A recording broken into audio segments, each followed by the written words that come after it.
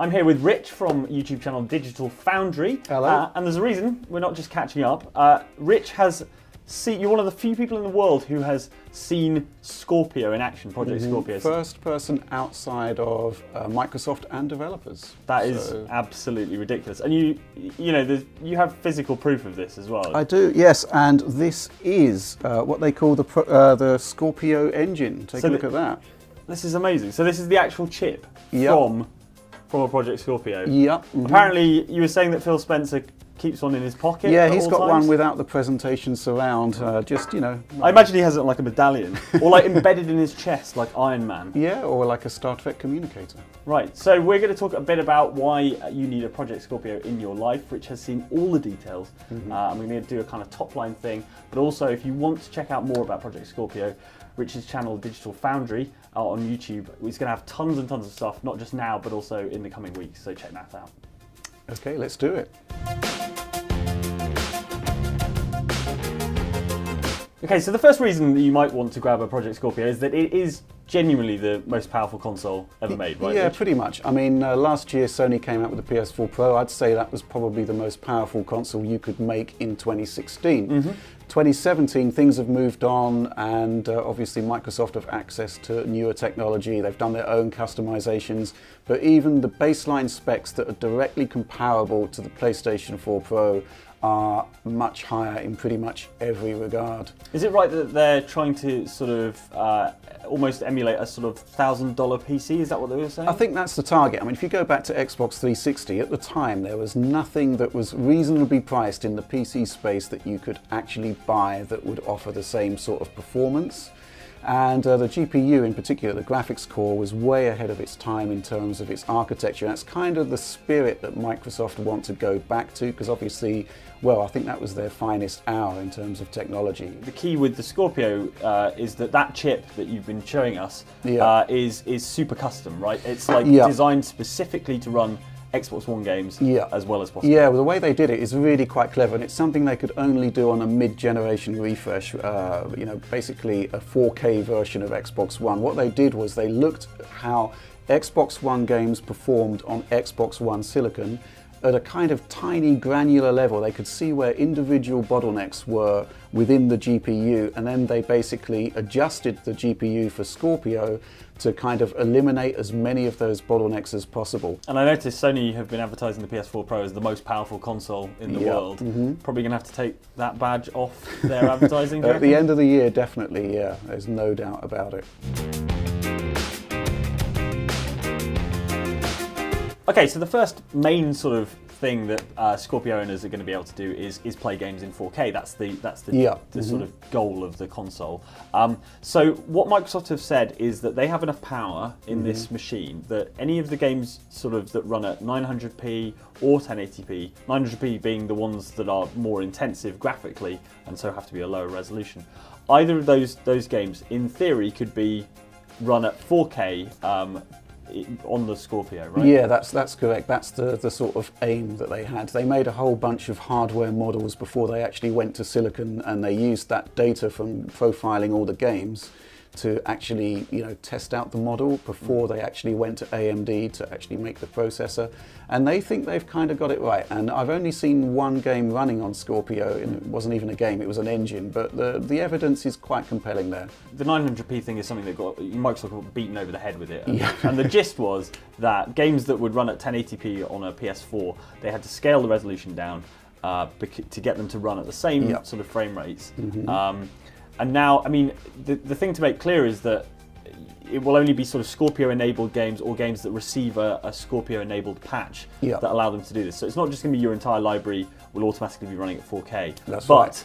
The horsepower is there, then in theory, all those games could be run at 4K. Yeah, if developers target 4K for their new games, or they go back to their old games and add patches to add Scorpio support, similar to what we've seen with PS4 Pro, then that's exactly what's going to happen. But to be clear, all of your Xbox One games will work on Scorpio, and there will be enhancements that are kind of at the system level, but they won't be able to run higher than their original resolutions. Right. So, you know, games that had dynamic resolution like Halo 5, where the pixel count changes in order to sustain frame rate, those will actually look better because there's more horsepower going into the dynamic scaler and it will always run at the top resolution. So that's kind of, yeah, but obviously that's all done at the system level. If you want to push beyond its maximum resolution on Xbox One, which would be 1080p, then they need to do the patch. Right, exactly. And I think we're going to see quite a lot of those based on what I kind of picked up on. Now, just to clarify the difference between the sort of the way PS4 Pro goes about it and the way the Scorpio goes about it. So PS4 Pro, it has a sort of clever upscaler that creates those 4K images from a sort of lower resolution. That's thing. It allows them to get away with high image quality but with less sort of horsepower. The difference with Scorpio is they've just sort of brute forced it, right? Yeah, they've got the brute force power to actually run at much higher resolutions, but crucially they are leaving it open to developers. So if they want to use similar upscaling techniques that the PS4 Pro uses in order to move GPU power to, you know, making richer games, the developer is entirely open to do that. Microsoft will not stop them. It's all good. So it is down to the developer what they do with the power, but there is a lot of power there. Right, and you know, just to give people an idea of what 4K means, I mean, we're talking about an 8 megapixel image up to 60 times a second, right? Yeah, I mean, this is a 4K screen here. If you can imagine, this is actually 4 1080p screens stuck together almost, running at 60 hertz, 60 frames per second. That is what 4K is. So it's actually a huge, huge demand to actually sort of get native 4K. But, you know, I have seen games that do, well, a game that does it. The other thing about Project Scorpio, and we have a screenshot from the Forza engine. So this is not an announced game, but this is the engine that powers Forza. Not only does the console have enough power to run Forza, say at 4K at 60 frames per second, as you would see Forza on an Xbox One, they're only using 2/3 or so of the power. Yeah, okay, so this is a screenshot from a demo I saw at Turn 10 Studios where they actually ported the Forza 6 engine to Project Scorpio in 2 days on like a hastily assembled prototype console, literally bits taken out of a box. 2 days it took them to port it. And this is kind of like a still shot. I've actually seen it running in motion, so it's all legit. Right. It definitely works like this. So we've got a bit of debug data at the top there. It's saying resolution 3840 by 2160. That's the resolution of 4K. And this is the Xbox One game running at 4K, but there is one enhancement, which is that 4K textures, higher quality art, that makes better quality, that makes better use of the screen, obviously. That has been put in, and so you can see here that the textures on this particular car that you're seeing close up, pretty awesome. And yeah, it is running at 60 frames per second, as you can see there. GPU usage 66.19%.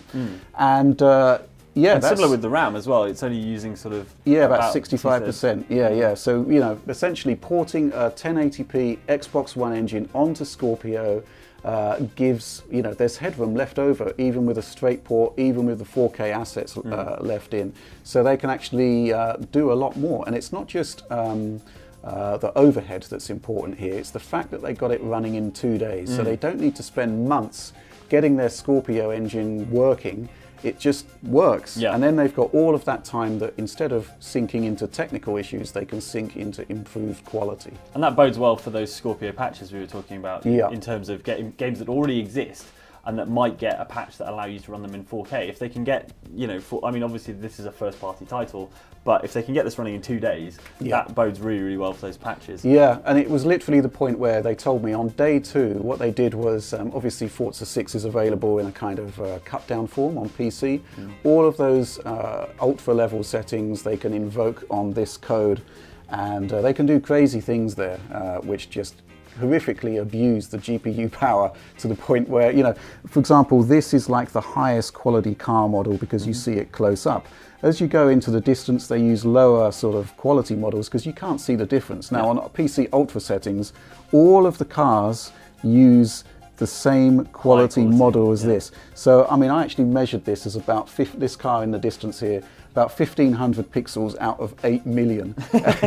And it's getting exactly the same level of computational sort of processing as this car at the front here. And that GPU utilization went up to about 88%. It does peak to 100, but generally the average was 88. But they want to sink that power into stuff that you will see, you know, not 1,500 pixels in the distance there. Yeah, there's still an art to making, you know, efficient use of the graphics power, but it's really encouraging to know that they've sort of overshot their goal, haven't they? Really? Yeah, the goal was 1080p games or 900p games in 4K, and they've way overdone it. Yeah, and the other thing, of course, is that because we've got this 66% utilization, I mean, you know, when they were saying that we'll get the 900p games up to 4K as well, it was like, okay, but then when you see this, you see that they've got overhead. They've got overhead that can be used for quality, or they've got, you know, and obviously on a 900p game, there's more quality which requires the smaller pixel count. That hopefully will get up to 4K.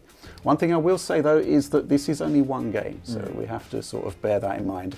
And the Forza engine is one of the most optimized and streamlined pieces of technology I've ever seen. So, yeah, it's always used as a sort of showcase for the best of Microsoft's graphics technology, basically. Yeah. I mean, it was an awesome demo. It was awesome just to see something working, because, you know, the console isn't actually going to be out for, like, what, at least 6 months, I reckon, something like that. So the fact that they've actually got this engine running at this point, 60 frames per second, and, you know, they haven't even optimized for the Scorpio specific capabilities. Yeah.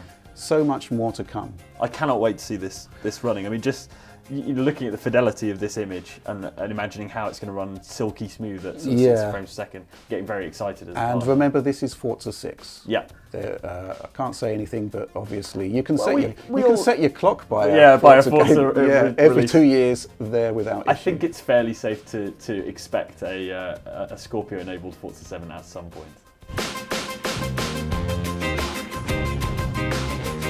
Okay, so the next thing is, obviously this console is aimed at people with 4K screens, and that they are definitely going to get the best out of the Scorpio, but there's some good news for 1080p gamers as well, right? Yeah, lots of good news.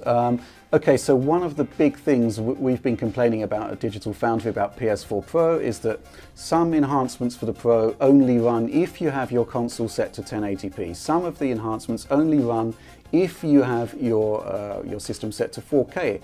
It's a kind of artificial divide, and you know, I think if a developer is going to be putting their work into these enhanced features, they need to be available for everyone. So a 4K owner should have access to a high frame rate mode that runs at 1080p, and 1080p users should have the ability to kind of downsample that 4K resolution for improved quality. So the good news is that while there's still some issues on PS4 Pro about that, Microsoft have actually listened to my whining, and they have mandated at a system level that all Scorpio specific modes should be available to all users. So you will get that downsampling from 4K down to 1080p if you've got a 1080p screen. And if there is like a 1080p 60 frames per second mode, well, that's awesome. That will run at 1080p 60 on a 4K screen. So everyone's a winner. Yeah, and you know, in terms of like the texture assets, for example, if you've got the space to use 4K textures, that's going to look better even on a 1080p screen. It just means you can get much closer to those assets and they'll still look crisp. You get better art and you get better anti-aliasing. So anti-aliasing, when there's those kind of shimmering jaggies on edges, that kind of thing, it can look a bit unsightly. When you actually brute force and downscale a 4K image, it kind of goes away. It's definitely something to have if you've got a 1080p screen.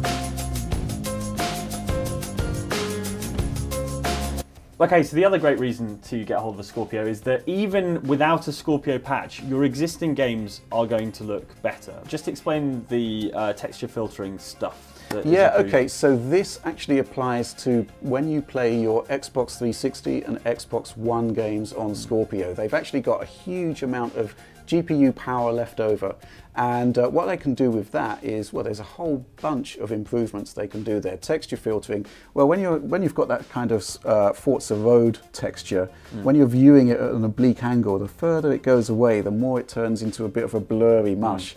On PC, there's this feature called anisotropic filtering. You just dial it up to 16. Everything looks awesome all the way into the distance, and that's what the Scorpio is going to do for pretty much all Xbox One and Xbox 360 software. It's getting that texture filtering upgrade. So it can't actually boost the native resolution as such, but you will see more detail. And that's, you know, they told that to me, and it was, you know, I was really impressed. And I'm kind of not sure they were expecting me to be so impressed, but I could hear all the PR people in the background typing away about how impressed I was by it. So yeah, that's a really good feature. There's just a whole raft of improvements there. Smoother performance because you've got much more GPU power. So let's say a game is running at 60 frames per second, but it drops. You know, not every game is as smooth as Forza. The GPU power is deployed there, you get full frame rate. Same with the 30 FPS games. Those games that have the kind of weird tearing, the tearing is completely gone, just as it is on Xbox 360 games that run on Xbox One. It's the same principle that they're doing there. Yeah. So many little things they've got in there. The game DVR has been upgraded. You get much higher quality game capture. That applies to back compat as well. It's going to be a game changer, I think, because, you know, fundamentally the Scorpio is approximately 4 times more powerful than the Xbox One. And PS4 Pro actually has something similar, the boost mode, but they don't actually give all of the Pro power to older PS4 titles. This is the differentiating factor with Scorpio. You are getting all of that power.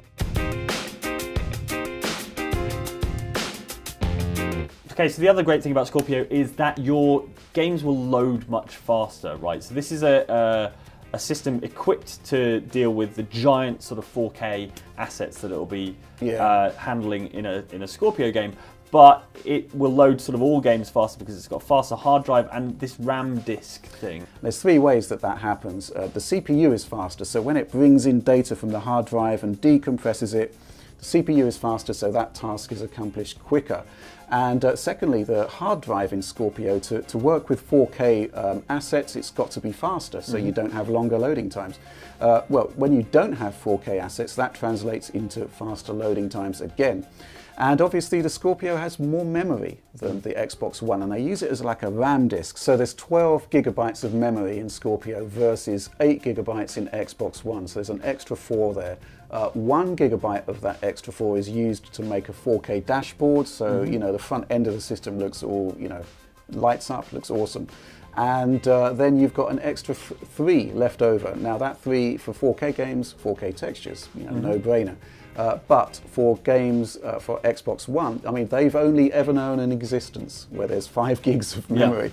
So this 3 gigs is kind of like sitting there doing nothing, and Microsoft thought to themselves, well, what can we do with that? And I think the idea is that they're going to cache frequently used data in that 3 gigs, and bearing in mind that most Xbox games are like 7 gigs max, that's a lot of stuff that they can keep in this discrete area. It can be accessed immediately, no hard drive access at all. So this should be, you know, significantly faster. Faster CPU also means that data that comes in is decompressed quicker, and faster hard drive as well. It's all good. Okay, so even if you're playing your Xbox 360 games, the Scorpio is going to help with that as well, isn't it? Yeah, I mean, great example of this, Call of Duty 2, designed to run 60 frames per second. On Xbox 360, you know, it was a launch game very early. It didn't really hit the target. It was sort of vary between 60 to 30, back to 60. Xbox One, it was actually much closer to 60. Because it could use the extra GPU power, the Xbox One. And obviously, you know, going forward to Scorpio, this has got like 4 times as much GPU power as the Xbox One. So we should see, you know, even better performance, plus those texture filtering improvements we talked about earlier. Those will also apply to Xbox 360 as well. Often, as is the case with sort of regular Xbox One games, you know, those textures are there. It's just that, as you say, when they head out into the distance, they have to be made blurrier and things, and that's a kind of engine limitation rather than an asset limitation. And those games will be crisper further into the distance, basically. Yeah, it's a game changer, I think, in many ways for a lot of games. it seems to be part of sort of Microsoft's philosophy that you know, the Xbox One and Project Scorpio should be a place for all of your Xbox games, back to sort of 360, all your Xbox One ones, and then these new Scorpio titles as well. Yeah, I mean, the Xbox 360 back compat on Xbox One is like a technological miracle. I've got no idea how they did it, but it's there and it's awesome. The fact that the games actually run faster a lot of the time on Xbox One is great. It will be even faster on the Scorpio. But the point is that Microsoft thinks that, you know, you shouldn't just toss out your game library when you upgrade your console. I think that's actually a really powerful message.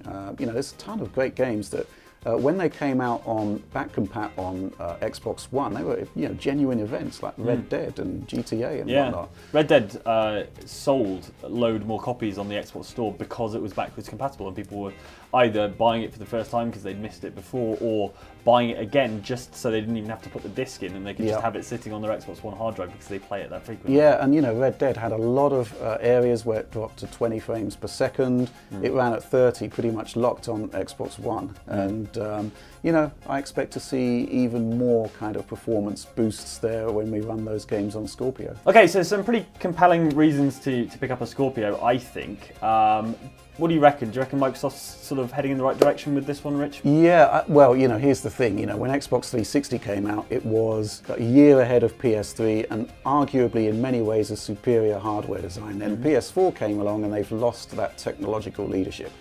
When I met the Microsoft guys, what was clear is that, you know, they wanted to set things right. You know, they wanted to bring the full force of one of the biggest companies in the world into creating the ultimate console. And we've just talked about the specs here. You know, there's a lot of other stuff that I saw in terms of the way it's physically built that, you know, this is like Microsoft is back. They've really got a strong product here. And, you know, it's all going to come down to the software, of course, you know, in terms of that quality. What I saw from Forza looked really, really impressive. If they can sort of bring that scalability compared to Xbox One to, you know, third-party games in particular, I think is going to be really important. Then, you know, it's kind of like going to be a renaissance of sorts. And but one thing is clear, the hardware leadership is back, no doubt about it. Excellent. Any guesses as to how much it's going to cost? Because that's secret as well, isn't it? It is secret. It will be more expensive than the PS4 Pro, and this is basic economics. The chip inside is bigger, quite a bit bigger, more powerful. It's got a UHD Blu-ray drive. The Pro only has a standard Blu-ray drive. That's more expensive. The memory, an extra 4 gigs. Last time I spoke to AMD, they reckon that cost about an extra $30 to them. So it is going to be more expensive, but it is going to be a whole lot more powerful in virtually every regard. Now, there is no one on the planet other than the guys who built the Scorpio who knows more about it than Rich. So you should go over to Digital Foundry. Link is on screen now. And they've got a ton of stuff on their YouTube channel right now. And there will be more coming in the coming weeks as they kind of pick through all the technical details. So if you're really excited about the Scorpio, you should definitely check out Digital Foundry. Please also like and subscribe to Outside Xbox if you've enjoyed this. And we will see you next time. Thanks, Rich. Thanks.